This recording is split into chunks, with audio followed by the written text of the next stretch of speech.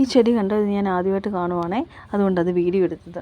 ഈ ചെടിക്കകത്ത് ഇതിൻ്റെ ഒരു പ്രത്യേകത എന്ന് പറഞ്ഞാൽ ഇത് കണ്ടോ, ഇതിന് വിത്തുകൾ കണ്ടോ.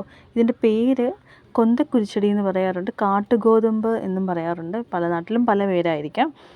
അതുകൊണ്ട് ഈ വിത്തുകളെല്ലാം ശേഖരിച്ച് വരുമ്പോൾ നമുക്ക് മാലമുത്തുകൾ ശേഖരിക്കുന്ന പോലെ കാണുവേ. കണ്ട് സാധാരണ എങ്ങനെയാണോ ഒരു മാല കോർക്കുന്നത് അതേപോലെ നമുക്കിതിനെയും കോർത്തൊരു മാലയാക്കാം. പണ്ട് ഇത് വെച്ചിട്ടൊക്കെയാണ് കൊന്ത ഉണ്ടാക്കുന്നതെന്നൊക്കെയാണ് പറഞ്ഞു കേട്ടിരിക്കുന്നത്. എന്തായാലും ഞാനും ഒന്ന് ട്രൈ ചെയ്തു. നല്ല ഹാർഡാണ്.